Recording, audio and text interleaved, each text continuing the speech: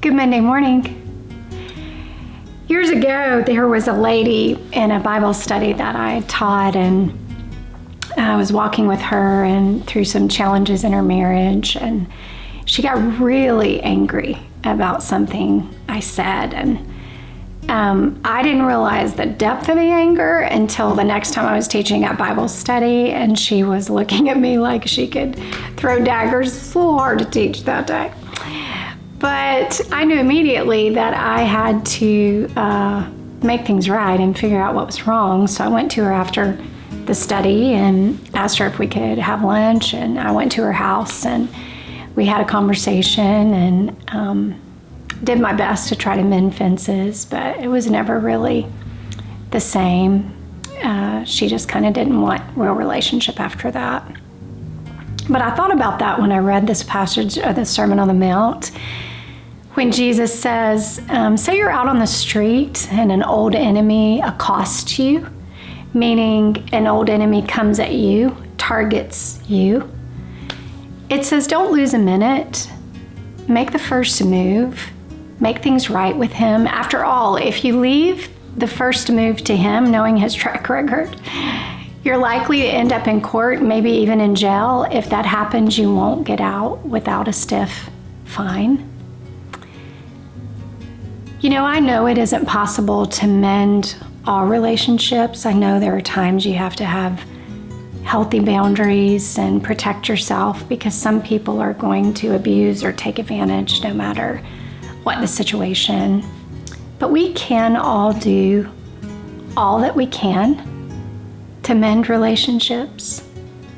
And if that isn't possible, we can still keep our hearts tender to them, leaving the door open for restoration if it could ever happen.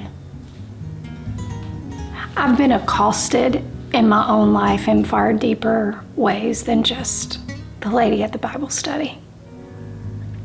I've been taken to court. I've been falsely accused. I've had things thrown at me that were heartbreaking and sobering and very untrue and unfair in this life. And I've seen it done to others on more than one occasion, sadly. But what I've learned in that I cannot control anyone else's decisions, motives, words, actions, but I have full and utter control of what I allow to happen here in this heart. This is my responsibility, to keep it tender and to keep it available to restored relationship, should that be within the confines of something that is healthy and possible. All while praying for that person's heart to heal. See, if we really want to live stormproof, remember, we're living in a way contrary to how we feel. And how we feel at times is abused and discarded or maliciously aligned. And so we want to respond the way our flesh wants to respond, but living a life with Jesus doesn't give us that option. We're only afforded the option to live according to his word. And he says, do whatever you can to be at peace with all men. We need to be careful that we're not a canceling type of people. That's not who Jesus was. In fact, Ephesians 4:27 says, do not give the devil an opportunity. Another translation says, don't give him a foothold to lead you into sin by holding a grudge or nurturing anger or harboring resentment or cultivating bitterness. Those things never end well. Scripture actually says that bitterness is equivalent to witchcraft. When we open our hearts to bitterness, we open our hearts to every evil work the enemy will want to propagate on us, and we have opened the door for him and given him the access. So friends, let's guard our heart with all diligence.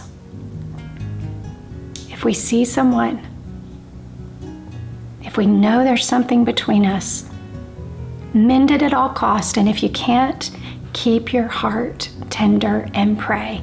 Pray a blessing, because blessing is saying, I want God to heal whatever is broken in your heart. I want you to be blessed. I want you to be whole. So that's a lot of words on this Monday morning, but I do believe they're truths our hearts need to hear. If your heart was encouraged today, please know that we have many other resources available for you. You can discover all of those at reclaiminghearts.org.